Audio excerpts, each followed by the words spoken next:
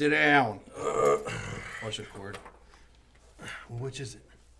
Sit down or watch the cord? Preferably sit down and watch the cord. Asking too much of me. Always. Isn't that the truth? All right, back for episode 19, episode 6 of season 2. We're back on the podcast, and we are freshly done. No Luck 6. That's right. Meat's done. Meat's over with. Yeah, it was really smooth. Yeah, shout out Bobby and the crew for making that run pretty smooth. A couple hiccups, but nothing that the lifters noticed, so that's all that really matters. Nothing I noticed either. Yeah, I say if well, you know me, I'm always... Yeah, you were in it pretty deep still. I was trying not to be a director or overshadow passenger drive. I helped you swap a TV out. That was about it. That's all I know. Yeah. But all good. Lifters had a good time. Consistent judging. It was what we wanted it to be. Yeah. So very happy with that turnout. And we'll be announcing the next couple of meets we're going to be doing here at the Cave. I think I'm going to plan an additional one as of the 2 last year. So we'll be doing 3. I've heard a lot of people request we bring Cave to the Grave back. So we'll do Halloween themed meet in late October for Cave to the Grave 2 because we skipped a year. That was a really fun meet. That was a fun meet. It was fun with the decorations and stuff too. So. And all the things that have torn me apart, nothing has made me more whole, covering the good, the bad, and the shit that keeps us going, straight from the head ref's table. We actually used it as head ref's table this weekend. I'm your host, Travis Papa Bear Rogers, and you are listening to A Forest Through the Trees, a Cave podcast. Here with my co-host and man life partner, Carl C. Master. That was a very good can crack. Kind of got all over my laptop. I saw a little bit. It's okay. It's all good. Yeah, I really like that meet just because we always have like the heads. We had the heads hanging from the monolith. Yeah, last time. We had like that was always a good time. Didn't you go with me and we went to bought out like so many decorations. Party City and spent a fucking fortune on like fake bones and all kinds of random. We shit. even had like the best lifters get fake axes and swords like big. With we did, we did. It was a fun meet. So last week we talked about all things what you bench, bro. And this things we're going to talk about all things squat. What do you squat? No one asks that question unless you powerlift. But most of the time, no one cares what you squat. Only the people that matter ask that question. Yeah, you know? Well, I mean, it's much more common to hear people A, talk about bench, or B, refer to, oh, I'm a deadlift specialist. Yeah. No one walks up admittingly and is like, I'm a squat specialist. Like, that just doesn't come up as often, I feel like. It doesn't at all. So we'll start off with our best squats to let you know me and Carl are remotely qualified to discuss this topic. Probably not still. But we are. My best squats, 670 and 744 in wraps, 670 in sleeves. Both of those at 198. 617 in sleeves and 640 in wraps at 181. And a single ply 810 and multi 840, and those are both at 220. No. Wrong. What do you mean no? 840 was a big 242 for you. Oh, yeah. Asterisks at 240 or 230. Yeah. 230, but yeah. Fake 242. You're right. I'm actually 227 now. I'm on my way back down. Yeah. So we can go head to head and battle it out for cave supremacy. That'd be fun. And what are your best, Carl? My best single ply squat, 717 and multiply was 810, both at 220. And both set this year. And you would have topped that last meet at 825, right? Would have, yeah, but that was a whiff, so. It wasn't that bad of a whiff. It was a technical whiff. It wasn't a strength whiff, I feel like. Those hurt more sometimes. They do. When you know you could have got it, you're like, I just suck. Whoops, I'm bad at lifting weights today. Yeah. But starting out this podcast, when we talk about squats, we're going to talk about a lot of the difference between classes, talk about the difference between briefs and suits, and difference in poly and stance, all kinds of stuff like that. We're going to be covering some boxes and a bunch of other stuff you probably don't care about, but we're going to talk about it anyway because we like that shit. It's stuff we care about today. Yeah, we care about. We don't care about you. We care about us. It's our podcast. Yes. Make your own. Or actually, probably don't make your own. I feel like there's a lot of powerlifting podcasts. Is there? There's a good few, but like... I mean, there's lifting podcasts that do like overviews of competitions and stuff, but there are a lot that do what we do and just like randomly shoot the shit about topics. I don't know. I feel like most of those powerlifting podcasts like interview people. Yeah. And we just kind of interview each other every week after week. Every week. So, Carl, what's your favorite way to squat? All right, let me say way. All right, yeah. I say let me question. redefine that question. Okay, what's your favorite thing to squat in? Okay. Squat on. Okay. And squat with. Okay. yeah, it can make you think. So first one's in, squat in. So that means you're my favorite thing to squat in would be my full kit with my LUP and wrapped. So full kit. So full kit multi-set. 3.0 reps, not 2.5. Yeah, the big 3-meter reps. Okay. All the coverage. All right, what about squat on?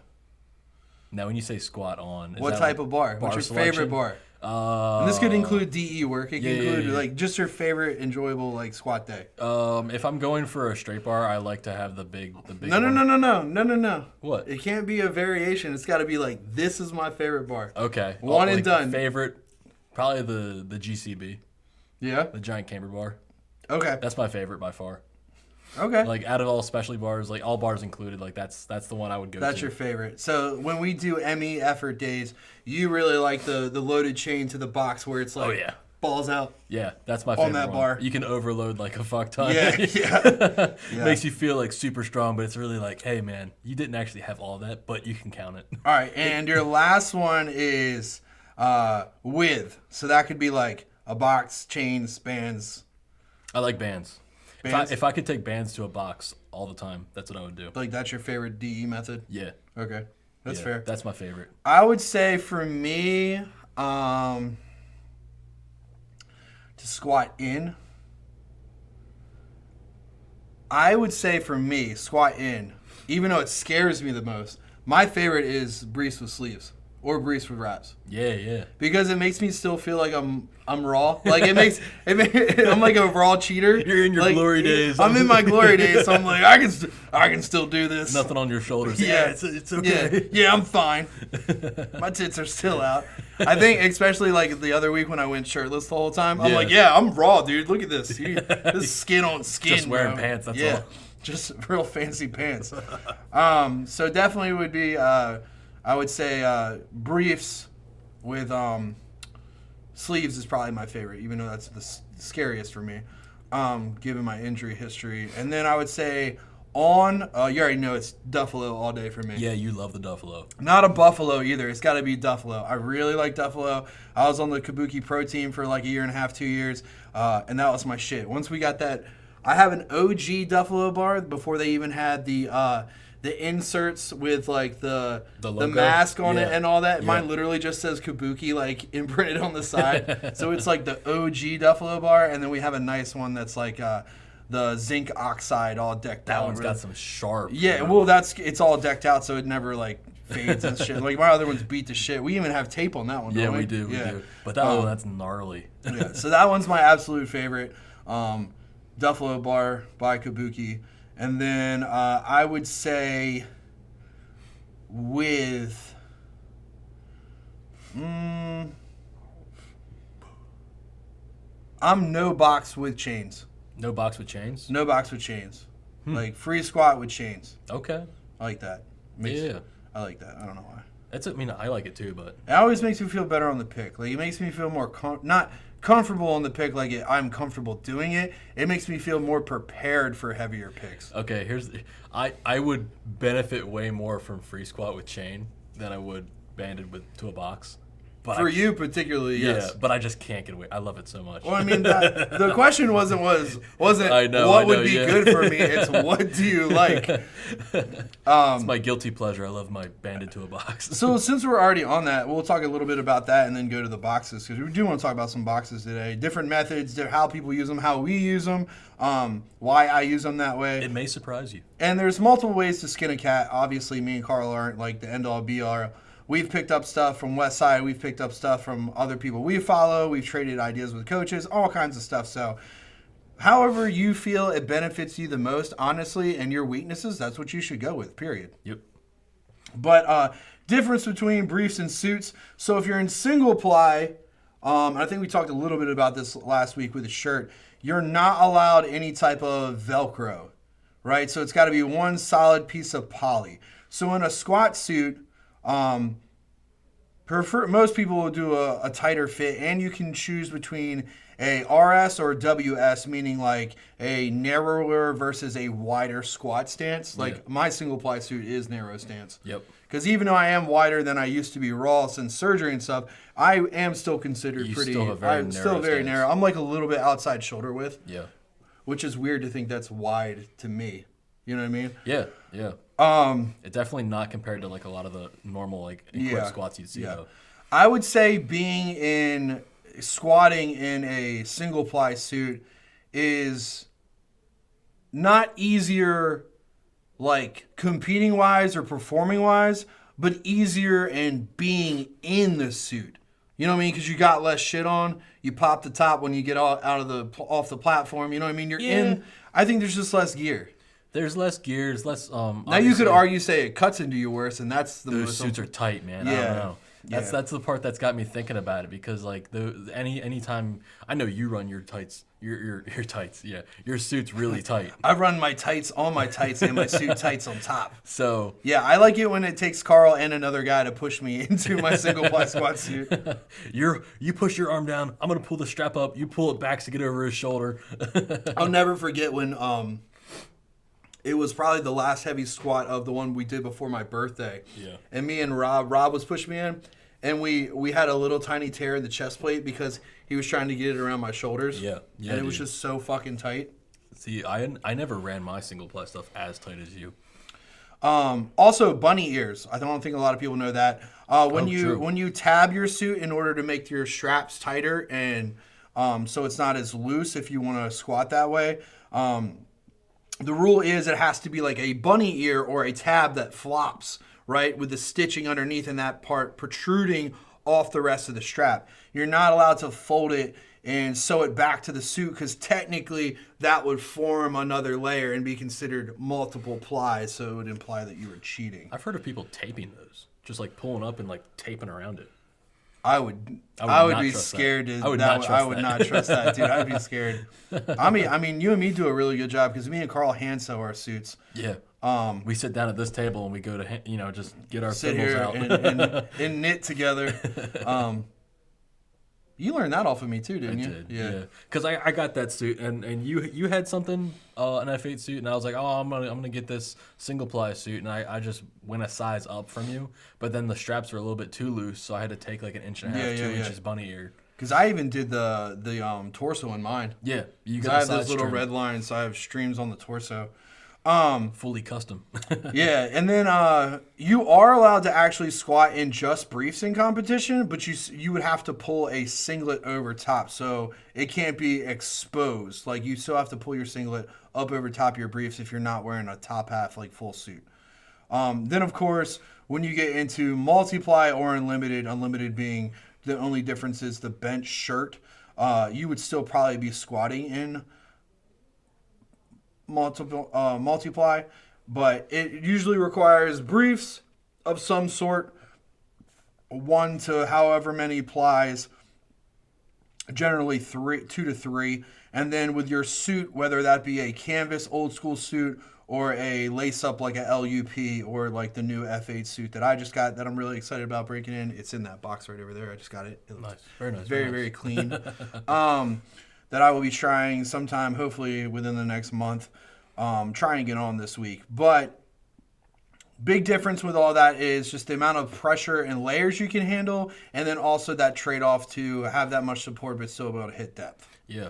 I also think we'd have to check on the different feds, but I think there is a 4-meter wrap you can use in unlimited. If you're in unlimited and you're using the band shirt, you can also use a 4-meter wrap in the squat.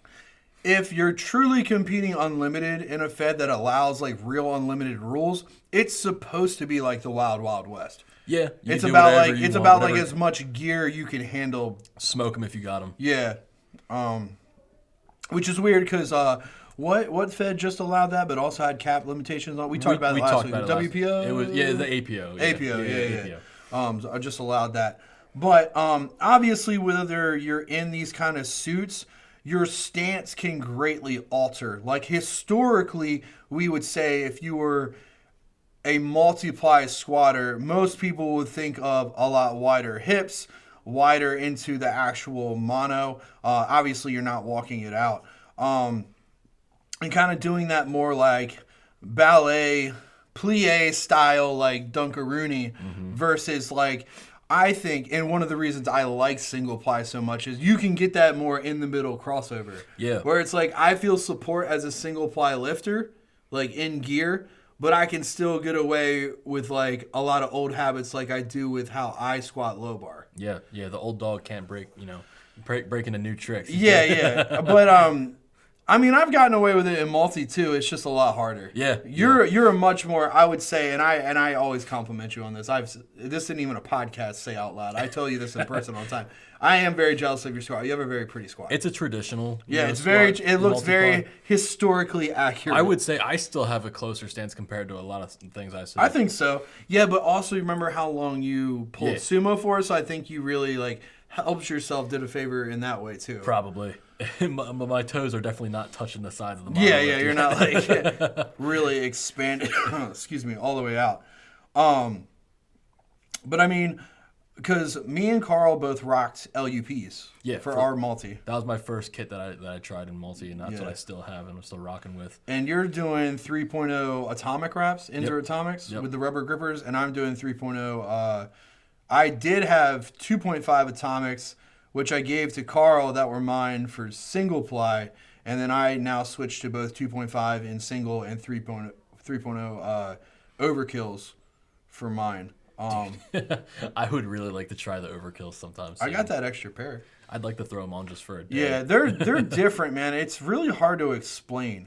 Like I personally liked Pioneer for years, especially my raw days. Like Phantoms and Strangulators were my shit. Like the crunchier and harder they were, the more I liked them because I had more of a slow, controlled squat. So when I let all that fabric build up and get that real hard crunch to hit a wall, I could come back out of it really well instead of that stretchier, bouncier wrap where you're kind of utilizing that rebound to shoot back up. So honestly, the way I squatted raw probably helped prepare me, even though I'm not a traditional multiply stance squatter. I think it really helped prepare me for like the tempo of the squat. The technique of loading into the suit. You're loading into your wraps. You understand that already.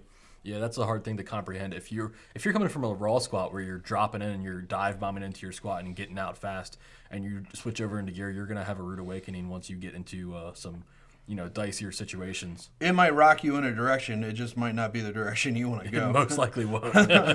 Yeah. So let's go ahead and talk about because we breezed through that. Let's go ahead and talk about boxes. Yeah. I know a lot of people have differing opinions on that. Some people live by it on a certain way and like don't ever try it. Yeah, that is true. A lot of people don't try it. I mean, there's really two. I would say there's two main ways to squat to a box. Why don't you talk about them? So there's the traditional conjugate box squatting where you kind of roll your hamstrings onto the box when you sit down to it, where you keep your torso braced. We would consider it more like a rocking or rolling motion, right? Yeah. Once you let your hamstrings onto the box and you roll your hips back to it, you keep your core and everything up top braced, so you're just pushing off the box into like I mean, people say that it translates very well into a deadlift. Learning that tension straight off the floor sort of deal, and then there's the kiss, the box squat where you just squat down, you kiss it, you know where you're at, and you come back out of it. Yeah. So we train with that sort of like kissing the box, I actually want to say stance, but technique in our training. For me personally, like I didn't really work a lot of boxes unless it was for rehab until I was in suits and briefs. Like I never really did it raw. I never did really raw conjugate. When I was a raw lifter, I was more linear. I did apply, bands and chains, but I didn't rotate into MEs and DEs. Like I said, it was more linear progression style training. But we were talking about like touching down and kissing the box and holding that tempo to the box. For me, when I always squat in a suit, and I think this was really a valuable lesson for me when I would watch people do this. Like, I'm so used to seeing like your typical multiply or ply squatter yell, hips open, open, back, back, and I never understood back. Like, for me, that was one of the hardest concepts to grasp. Like, I never understood back. I'm like, dude, I am fucking back. My hips are back. Like, I don't know what the fuck. You felt like you're going to fall back. Yeah, I'm like, I don't know what the fuck back means. Back. So, what I started doing is, and this was after some experimenting, like right when I could feel my suit start to lock up about an inch from the hole, I'd push my crotch forward and allow my knees to travel out more past my toes and get that knee travel, and that would give me room essentially to sit back. So whenever I would talk to my training partners like Carl or Matt, and he would call, instead of, I said, please don't call back. Like, it doesn't mean anything to me. I need you to cue me on the things that's going to allow me to actually sit back, right? Versus yelling back. Right. So Matt would always yell, sit. And that was when I would allow that forward knee travel and give myself somewhere to go in order to get that last inch in the suit. Yeah, they say like personalized cues help a lifter way more than just the basic, back or Absolutely, open. Absolutely. But I mean, when you do train in a team, and it was really my first couple times in ply, like, you get used to hearing the same old things regardless if they relate to you or not. Yeah. You just have to figure out how to, between you and your coach, like figure out how to interpret those and make them actually meaningful for you. Right. What actually helps you understand something and visualize what you have to do to get the produce what you're trying to do. Especially even using you and me as an example, like we're very different squatters. Oh yeah. Like a lot of my cues wouldn't work for you or vice versa. No. Because we're totally opposite. Like really we are. To be honest, in my squat, I don't really have a ton of cues like I can think of offhand that I know. I just kind of when I'm in the middle of my squat, I can picture where I'm at, where my hips are going, and then once I get to a certain spot, I have to, get my, legs to push out a little bit more to hit that sweet spot that I need. Right. But yeah, I definitely prefer like the kissing lightly with your butt cheeks and then coming right up off the top, right? Not rocking off of it or not allowing the push so hard that you crunch down onto the box. I hate that. I try to break a lot of clients of that is when they come to that soft touch on the box, not to get, I call it hunchy. Yeah. When they start to like crunch up, it reminds me of like a little kid doing a cannonball into a pool. Well, the thing is, what you're saying is right. Like you don't want to be doing that. You don't want to hunch over onto the box. But I think the issue is like the people they're losing tension in their core. But the way you're supposed to be doing it in that way when you're releasing is only on the hamstrings and hips. Right. You're not supposed to be releasing tension on your core. So when you get like that, that's wrong. That's like something that's going to hurt you. Absolutely. But I think it's like, especially utilizing box for this first couple times, so many lifters get concentrated on the aspect of the box and searching for the box. Mm-hmm. They tend to forget everything else around them, including keeping that tight bracing torso. Or when they sit down to it, say they do it right. Say they keep their core, their upper body completely braced, like it's where it's supposed to be. It doesn't change position. And then as soon as they go to push off, they go forward with it. Yeah. They let their knees carry forward and their whole torso moves forward over it. And they kind of let the bar, tip forward and they bring their ass up with it to get it, and locked out at the top. And that's one of the reasons I don't like rocking on the box because if you have one of those issues, that amplifies it. Right. Because you're rocking forward into like you're literally rolling forward into it. Once you're touching that box and you're in position, really all it is trying to like think about pushing your feet out from underneath of you and pushing your hips back forward so that you're just taking up space from where you were before to where you are at the top where your hips just come through and your legs are pushed outwards. Exactly. And we generally squat to like, I wouldn't say a higher box. We squat to a box slightly above parallel. Slightly above parallel, yeah. Yeah. Now, I'm going to be dropping my boxes. We both decided we'd do that because we're doing the wood box minus, we're no mats. Yeah. We're just going to take a mat away. Yeah. So that should be like almost right at parallel, right? And it's probably going to drop a lot of our DE work, to be honest. Probably. Mine, I'll speak for myself. I don't know about you. It's probably going to drop my DE work. But it's not a bad thing either. Because, No. I mean, dropping the box, you're adding more movement. It's putting you in a different position. So you have a longer ROM. Obviously some of the weight is going to change because you're in a different position as a person. Like you're not in the same spot. Right. So speaking of not being in the same spot, let's talk about depth. Okay. Okay. It's never there on meet day. So do you want to define it first as what real right, depth so obviously I've been a referee for fucking feels like forever now. I think like 7-8 years now. Yeah, I've been a referee for a long time now. Meet director, I've helped write rule books, I've helped make revisions to rule books, all kinds of shit. But I wanted to look up, because I always like to do this, I like to look at the difference in the wording of depth between multiple different rule books. So we took one from USPA, we took one from PLU, and so we just wanted to see how different they were, how close they were, how could those interpretations be different, if any, right? So it says depth as defined by the rulebook is upon receiving the head referee's signal, the lifter must bend the knees and lower the body until the top surface of the legs at the hip joint is lower than the top of the knee. At no point in that text does it say depth is 90.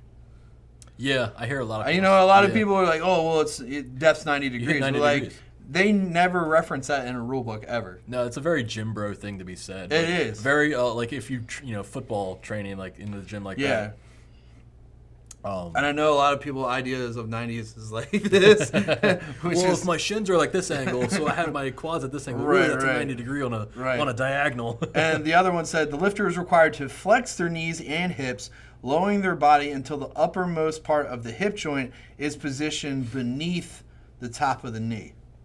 Okay. So it's like, it's almost the same thing, but in reverse order, right? So this one's saying that the hip joint is lower than the top of the knee. This one is using the hip joint and its positioning. Like I see, like I feel like the first one much more references like the top surface of your legs, and the bottom one is more referencing where the part of the hip joint is. So if you have big quads, you're in good books. Like if your quad is higher than like other people, like if you have bigger quads, then you don't have to go down as far to reach that level. Is that what they're saying? I mean, I don't think that's what they're saying. I think that could be interpreted that way. But I mean, I think it's a good thing to like look at these things and read them out loud, especially like talking about it on the podcast. It's like I definitely think the PLU one sounds more. That would be harder for a new lifter to grasp. Yeah. I want to talk about the hip crease real quick. Like when it says like the hip joint, how do you tell where the hip joint is in a lifter if you're watching them as a judge? You can usually follow the fold of the singlet. Okay. What if you're wearing a suit? Where's that fold? That's hard. It's very, very hard. And I think that's where like I wouldn't say a lot of downfall in equipped judging comes from, because I mean there's some like even in your wildest imagination you're like, yeah, their hip crease is not like fucking up here, like that's just not with human anatomy not fucking feasible. I've seen some wild things. But I do think that's part of it, because like I think especially with equipped lifting, if you're going too standard, you need a pair of experienced eyes that knows where that hip joint is following through that fabric.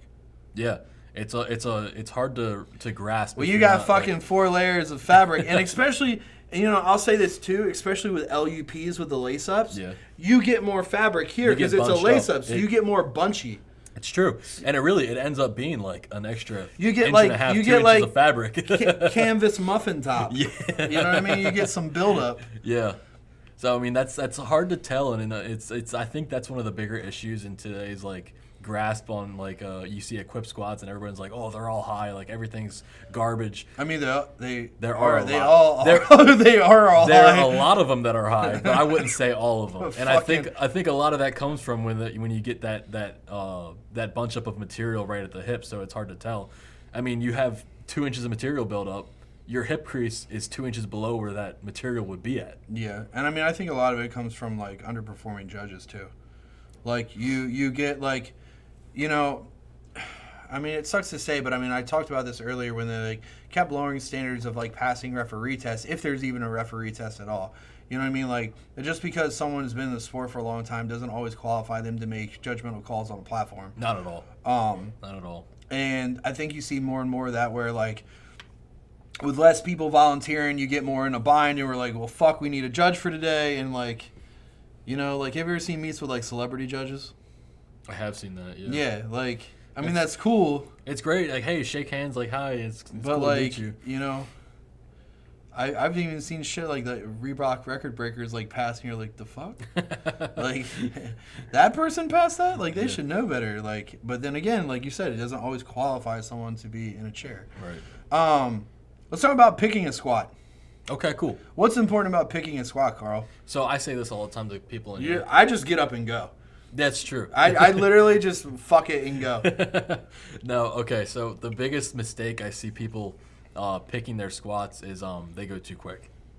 They get themselves situated under the bar and they just launch out of the rack. And if they're walking it, they launch out of the rack and they take their like 3 or 4 steps, whatever they do, and the bar's bouncing the whole time on their back or shifting one way or the other.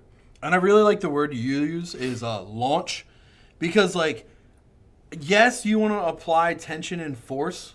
Yeah. But you and me had always talked about, like, it's like a backwards deadlift. You're taking the slack out of the squat bar in the rack, right? Yeah, you take... Versus, like, you know, you wouldn't, like, when you take the slack out of a deadlift at the bottom, right, you bend it out and then go, right? You don't jerk it, right? But the same thing applies for a squat, right? You see people, like, you know, dig up under it, extend the hips, and then just as hard as they can, and then it's fucking throwing them off. And then, of course, you get, like you said, they run it fast. So as soon as that happens, they're already trying to take a step. Yeah. And they're everywhere. It's a shit show. And I really think, if I can make a bold statement here, your squat pick dictates how your entire meet would go.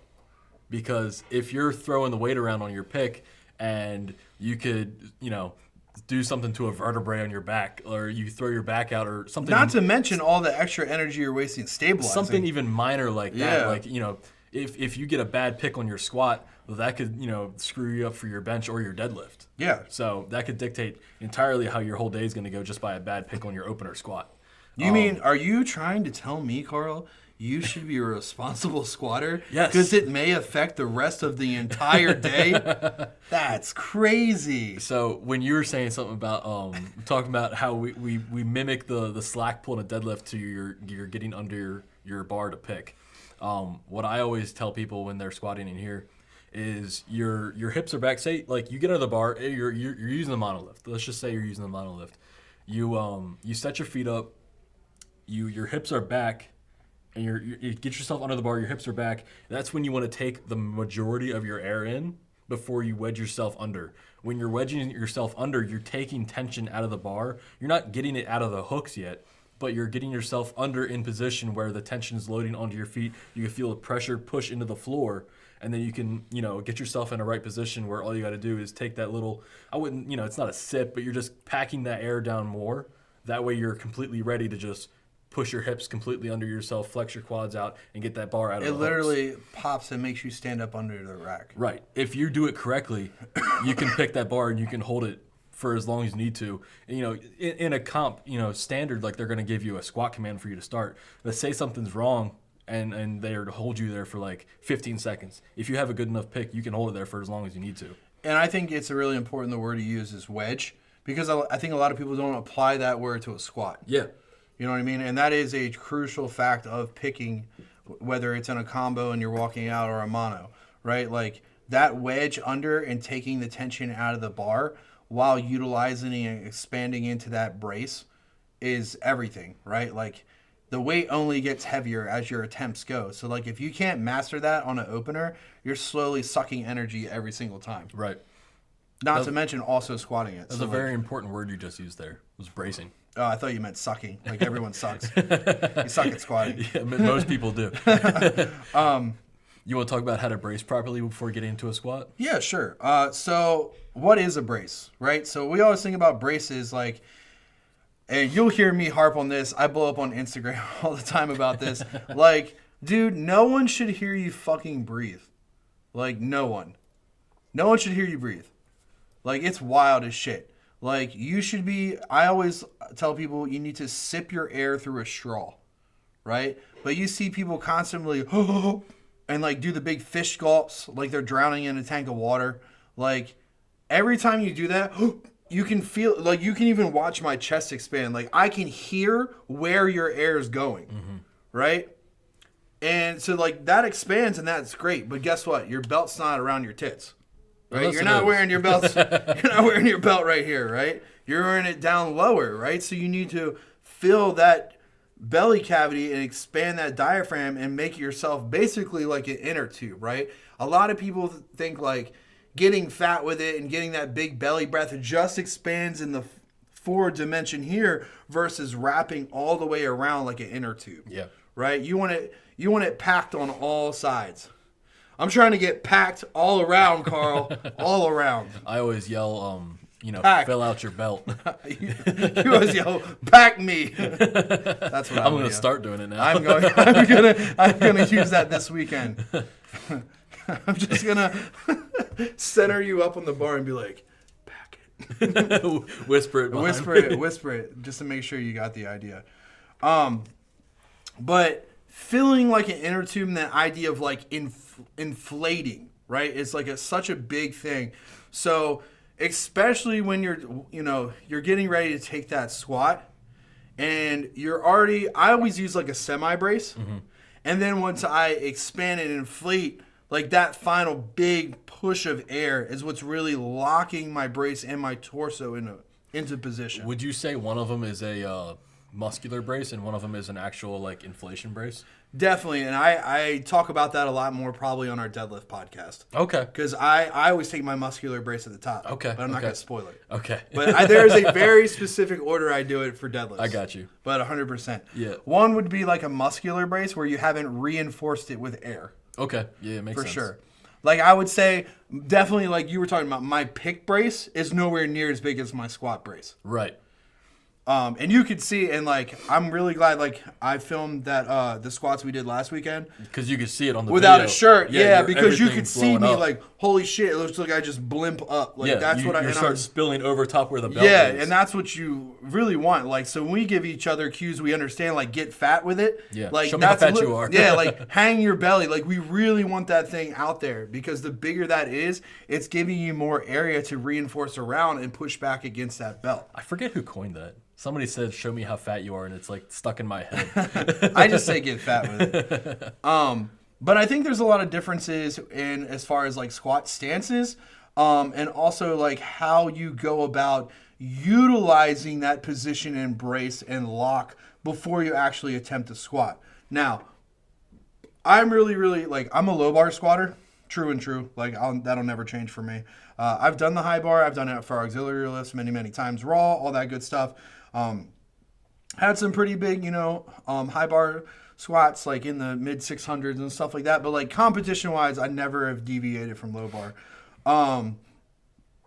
But I really, and I did this when I probably did this quicker, like less noticeable when I was raw. But you know me as a hinge squatter. Yes. Right? So what I mean by that is, once I have that big belly brace and I'm in a more forward position due to low bar, and I reinforce that belly, I load my hips and my hamstrings, right? I load that hinge and hold, take that extra second to make sure I'm settled and stabilized, then I'll break at the knee, right? And I see a lot of people who, once they take that break, they just go, right? And I'm not saying there's anything wrong with that, but a lot of lifters you see dive bomb squats don't take that extra second. Also, and whether that extra second is just waiting a second or actually using that second to load their hips. You know what I mean? Yeah, I also think you see a lot of bigger lifters dive bomb because they can get that sort of rebound off of their hams to their calves. Right. Are you trying to say I got small calves, Carl? No, not at all. That's not what I said. If you want to take it that way, that's on you. Look, man, I've been working hard on these calves. People have noticed.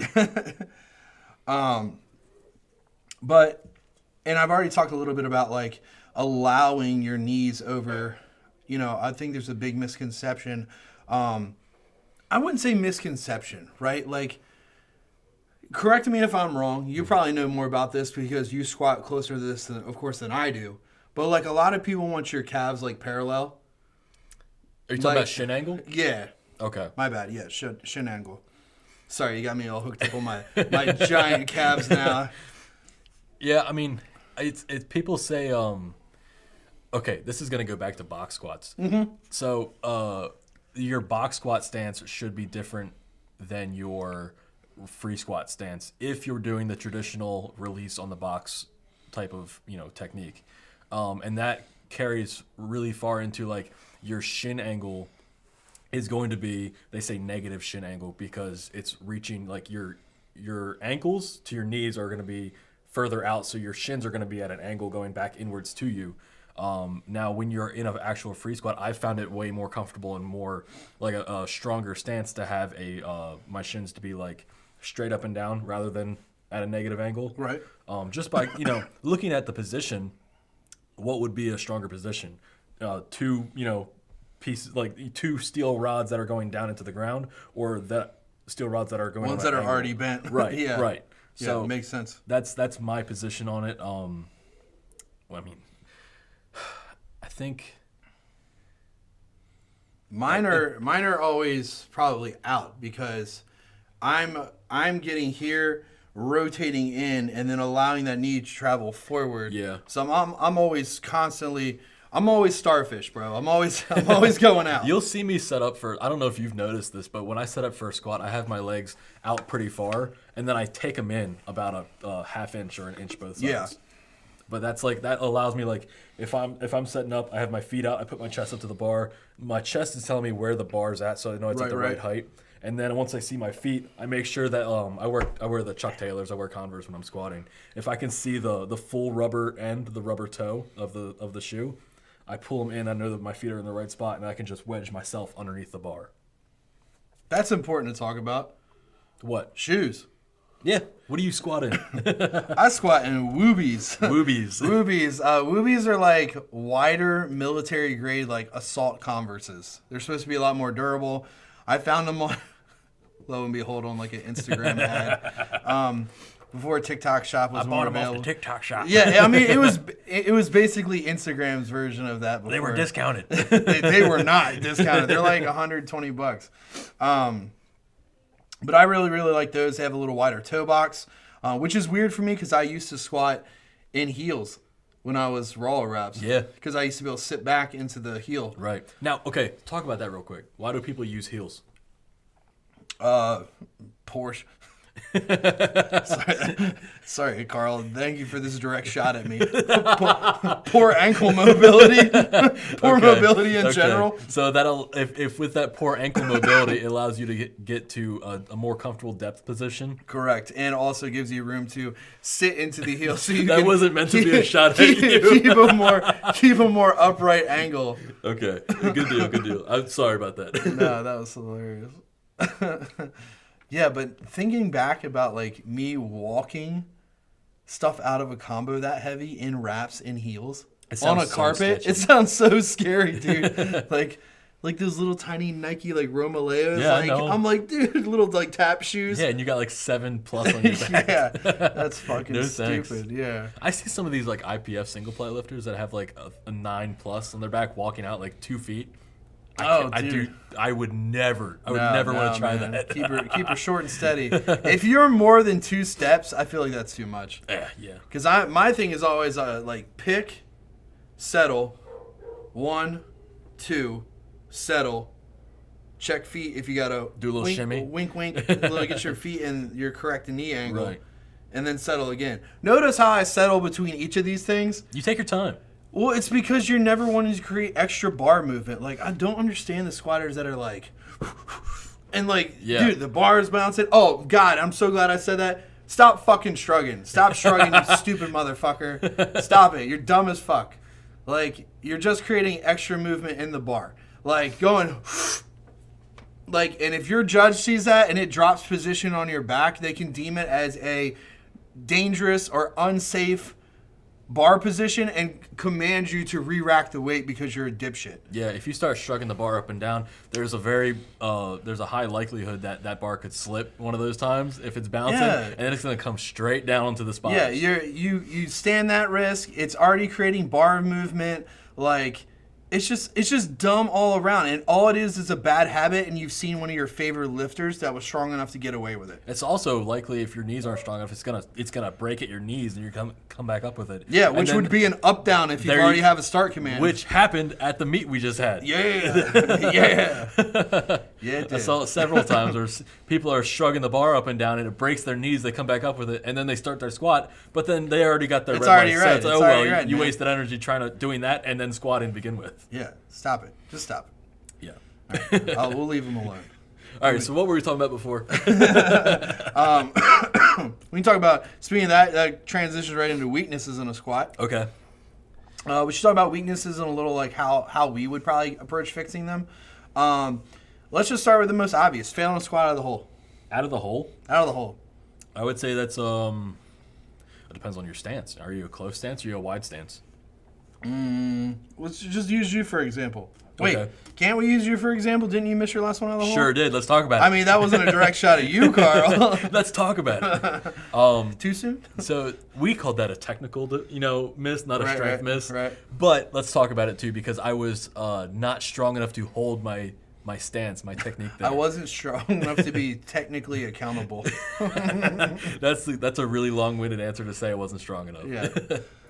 So I missed my squat by shooting hips back and trying to correct by throwing myself back into it to catch and then go up from there. I would say the one weak point there was probably my upper back position. Mm-hmm. So as soon as my hips come back, the whole point, once you get down into the hole of the squat, I'm using that to push myself straight up out of it.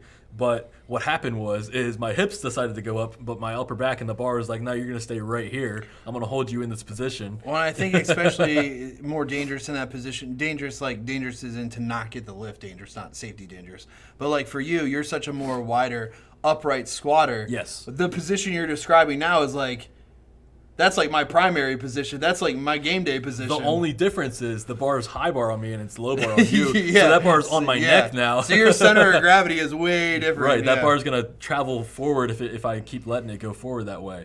Yeah. So, okay, hips come back. That's an upper back issue. That's a lat tightness issue. That's, I mean, if I'm saying like it's an imbalance issue, like the bar just wasn't balanced at that point, so it's hard to save it. And that kind of, that goes, if you're at your top end weight, like percentage-wise, it's hard to save those lifts once they get out of position balance-wise anyway. If you're raw off-season, I always like elevator squats, like 1.5s. Yeah. Right? So you're going all the way down, halfway up, all the way down, all the way up. Yep. And that's 1 rep. That's a good one. Another, we don't use this one per se, but forward bands. Forward bands. That's a huge one. Yeah, that's crazy to think about doing that in a squat, though. Yeah, yep, dude. A lot of people do it. I would not do it. I would not do it by myself. I always make sure I'm with a friend. The whole point of that, you don't put a lot of bands on them, but like you wrap them around and you put them out in front of you about like whatever 3 or 4 feet, whatever it stretches, and so there's always a tension pulling forward, so that you have to constantly have yourself tucked back in that position, engaging your upper back. Right. I think another one would be, especially if you're looking at more like accessory work, especially if you're looking at like back, like your loaded back extensions. Yeah, definitely. For sure. So if you're missing your squat out of the hole, and it's not a third attempt, like it's your open or something like that, I would say that's just poor attempt selection. Oh yeah. I mean that wouldn't even be a strength thing. I think that's a poor attempt selection. Yeah. I would say too, if you're fucking up your pick, like, and me and Carl always talked about, like, dude, it starts at the pick, and we constantly remind each other that. Yep. It starts at the pick. So if you're a poor picker, like, you're a coin toss, you're 1.5. It means 1 out of every 2 picks, regardless of the weight, is gonna be off. Like, working mono picks and doing it in a more conjugate style where you have DE days and you're running things like a 10x2. That would be extremely beneficial for you because you're still getting the volume with or without the AR, right? You don't have to do it with the AR. But, like, if you AR is accommodating resistance bands and chains if you are just tuning in. Yeah, sorry. But if that's giving you your warm-ups plus 10 working sets, 10 opportunities to pick it correctly. Yeah. Right? So, like, literally taking the time to master that skill and practice those picks is your best friend. Like I encourage all my athletes at the gym to do that too. Like, especially like learning how to pick in a mono, which is vastly different. Oh, and making sure you roll the bar back. Okay, real quick. So I heard you talk about long time ago on a separate podcast you were on about how you didn't want to work in on a monolift. You listen to me? That's so flattering. I do. You have good things to say. So you had said that you didn't like picking out of a monolift because your hips weren't set. Oh, dude, yes. You want to talk about that? Yeah, that was a crazy venture for me. Because I was a really strong squatter. Yeah. But, like, it physically hurt me. It didn't feel right. No. So, like, I used to, before surgery, I had really nice mono hooks in the old cave that back when it was the barn. Like real nice rogue ones that would be the self unlock, and then you could have someone to like help you push you back in. As soon as you pick, they just you drop pick out. it, they drop. And I really liked those, and I could squat comfortably in them. But when I was learning to mono pick, like every time I'd get around like 450, 500, it would kill my hips. And I eventually stopped doing it because I decided like there was something about the pick and the initial walk that allowed me to reset my hips where they needed to go. Yeah. And so then when I'd squat, it wouldn't hurt. But if I picked, even if it came up smooth in the pick and I went down, it was not right. So what was your fix to that? Well, number one, I think my big thing was I was such a narrow stance squatter and deadlifter that it was honestly a weakness. Okay. Like when I was picking from that position and not resettling that walk, that narrowness of the pick without moving again was causing some discomfort within my hips. Like it was almost like it was like something wouldn't let go. Yeah. Like it was like getting tight. Yeah. Like I had people like actively, I've even had Greg like actively work on me at the cave like during sets and showing him what it was. But I think that's a really big thing to be said. But like think about like the way I think about it was, and of course even to this day I'm not quite sure. But again, just one of those things that really takes practice in figuring out what works best for you within the mono. Like think about how you squat wide and you were doing sumo for so long. Right? And eventually that would catch up to you, right? Your hips were fucking torched. Well, mine was basically the same thing, but narrow. Okay. Because the other way around. Think about how big my quads used to be when I was squatting that narrow, right? Yeah, you were like a 198 with like 29-inch quads. Right. Because, well, I mean, I deadlifted conventional very close, and I squat almost identical to that. So the crossover was like almost of equal strength. Like I deadlift 730 and then go squat 730 in basically the same foot stance. Right. And your back would be in the same position too the whole way. Yeah, I could good morning the fuck out of anything, bro. Shit's Teflon. They make rappers' limo windows out of the shit my back's made out of. Damn. Bulletproof, dog. But I think that being said, with the monolift, we preach safety a lot here, and I'm glad to see Bobby has even revised this in the MPL rulebook after being at one of our meets. And I would put this out when I was doing for PLU meets and WRPF. When we would run meets out of a mono, we would have staff commands to the head judge. So once they were under the bar and they were ready to go, they would pick it. The person running the mono would pull it and say clear.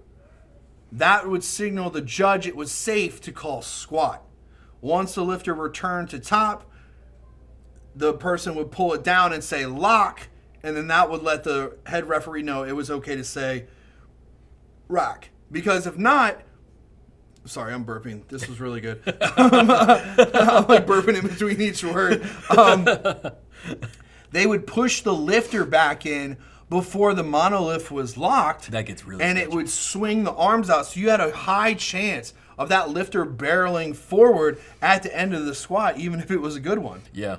And I've seen that in other, like, if we go to travel meets, like, when we're out and about, that's my biggest fear is, like... Who's running the mono? Who's on the monolift, and who's going to get these arms back in under me before they start hauling me back in after they... Right, because, I mean, if you got... if it's our squat weight, you got a 5-man spot team. If you got 2 pulling you from each side and one dude pushing you from behind to make sure you're back in the rack, but that rack isn't locked. And those arms start carrying going, forward. bro, and you're going with it. Yeah, it gets kind of scary there. So I'm really glad that he revised that and put those rules in play. Yeah, and I hope other feds follow suit with that. And I strongly encourage people to do that. And if you have questions about that, please get up with me or Carl. Like, it's something we practice here. And after people have seen it in active use in meets, they've really, really liked it because it kept a lot of people safe. We've only had a few people bitch about it, and it's just because they didn't understand it. And the way they were training at home wasn't safe. Yeah. They were just like, as soon as the mono hook dropped, they would just fucking squat.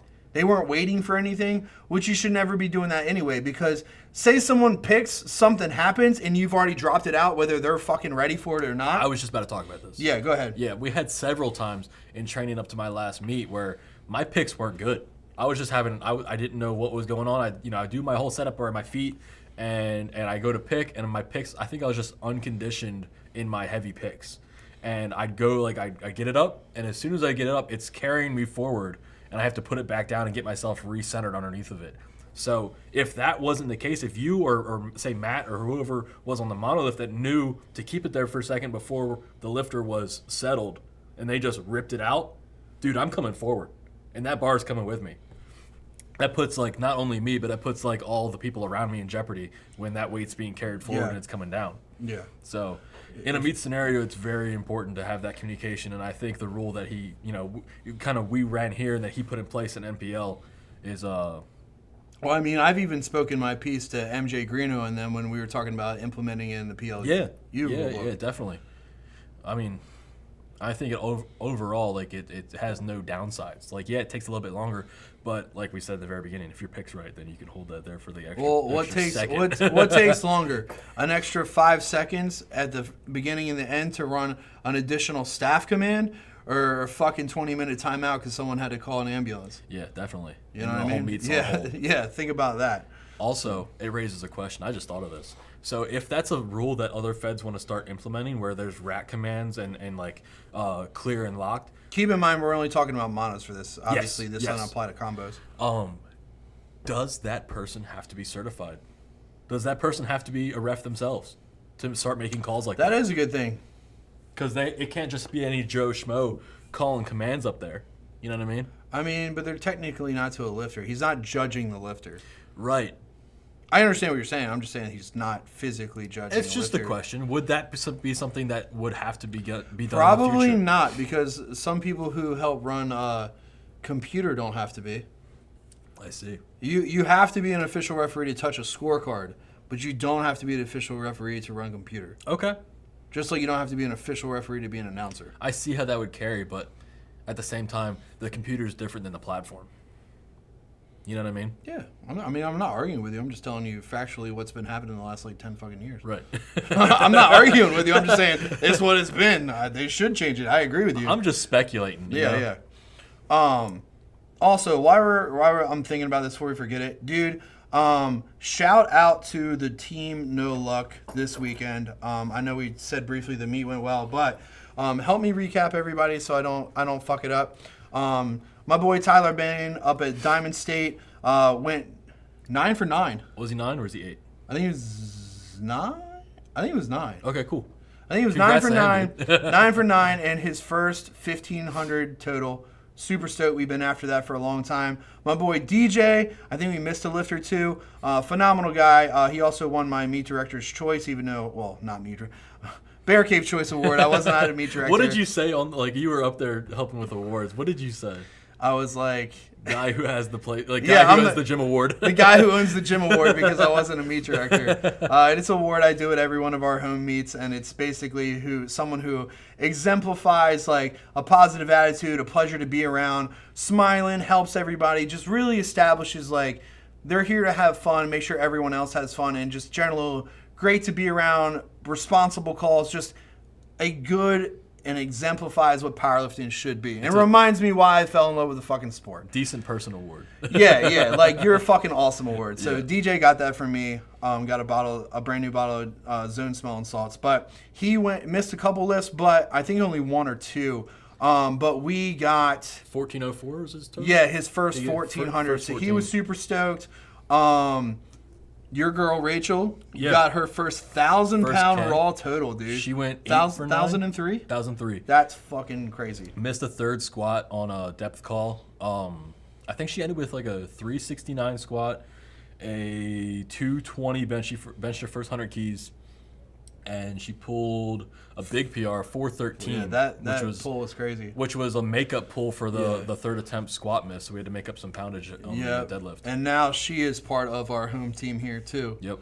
Just started with me this week with Deload. So she's part of the team now too. Our good friend and avid podcast listener Danielle had PRs on every single 9 for 9 day. Every single lift and a massive PR I know total. She'll hear this. She'll be happy. Absolutely fucking crushed it. Yeah, I know she'll listen to this later. Who else competed? Bash competed. Yeah, Bash competed. He did better this meet at the cave than he did his previous one. He said that was important to him. Hey, on the come up, you know? That's all that matters. You're only as good as your last meet, so if you had a better experience on your last one than the one previous to that, you're on the right path. Yeah. And then who else did we have? We can talk about Andrew. Well, you just said you're only as good as your last meet, and unfortunately, that was not a good one for him. That was not a great one. He didn't have the best experience, but that's okay. We're going to work on that later. A lot of pauses coming up. Yeah, we're going to fucking dog him on that. The actively terrible listener award goes to... We're going to put those comically large funnels in his ears. So dude, oh my God. Missed every single bench command 3 times in a row. It takes a very special kind of person to do that. Yeah. But he's our special person. He's our special person. Never seen anyone do that in my life. I was mad to the point where I stormed off in the other room and Carl had to tell me to just let it go. There's nothing you could do now with the damage is done. He had such a good meet prep too. It was like 3.5 weeks out. He was looking really good, and then those last 2.5 just like a fighter jet, dude, just shot out of the sky. We ran that peak, that style a lot, but maybe like it varies person to person. He may have just been overtrained. And maybe like we take some of that off a little bit earlier. It might have resulted in a better outcome. I don't know. Just stuff to chew on until we get to the next one. It's hard to argue when everybody else does well in that format, except for him, though, dude. I know. Like, we're 99 and he's our 1. Like, he's our 1 that doesn't do good on it. Results not typical, dude. I can't speak on it. Yeah. Was there anybody else? I'm sure there is. Chance. Yeah, I'm sorry, man. I'm trying to get everybody. It was such a crazy weekend. Chance came down.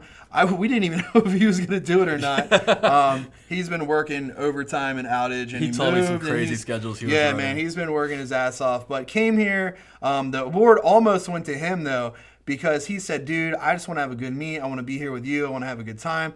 He went 6 for 6. We didn't even take thirds. He scratched every single third. Just balled out in a new lighter weight class, and he just did great. Had a great time, dude. All his lifts looked super good, and he just killed it, man. I was super proud of him, and he promised he would be a better communicator with me, a better athlete. Yeah. He's like, take it upon himself. I'm sorry, man. But we can't not talk about the man. We got his book on the table, so John Flagg. We got to talk about his meet. John Flagg. John did not misload something in the warm-up room. Congrats to him. Congratulations, He also John. dnot drop a deadlift early on after getting a pull. He did. He did, however, not pull 700. He pulled 699.9. So I'm going to let that take that as you will, John. I'm sure you'll hear Who this. takes that attempt? Who does man, that? Bro, you should have just gone 705, man. That's the real man 7. You're not going to miss it because of the 4 pounds. And then we did get a touch only one touch in the shirt, though, right? Only one touch, yeah. 551. I think, did he take 6 twice? 2 attempts? Might have. Yeah. But he's had a really good prep. And then the squat was, he opened at what, 850? Yeah, 840, I think. 840. Then he made the jump to like... In single ply. He was in single ply the whole time. Yeah, single ply. He had like 840 or 850, and then he made the jump to something heavier, closer to 9. And it came forward on him. And it was just a weight that you can't fix once you're at that level. Like in the hole, once it pitched forward. I think he had a bad pick too. Yeah. Like the pick was kind of rocky. I know Matt was running the monolift. He was thinking like, please put this thing back. So shout out to him for being a sponsor of the podcast, and of course coming out here and doing his thing. Really appreciate him for both being a sponsor and, of course, a great friend. But we unfortunately are out of time, Carl. Yes, we are. We are. A little bit We're way over more than one. So we're going to cut it out here. We said all we want to say. But thank you guys for tuning in. Thank you for all the athletes who competed at No Luck. And thank you for still making the cave what it is and a special place for all of us. With love and grumpy paws, we're out.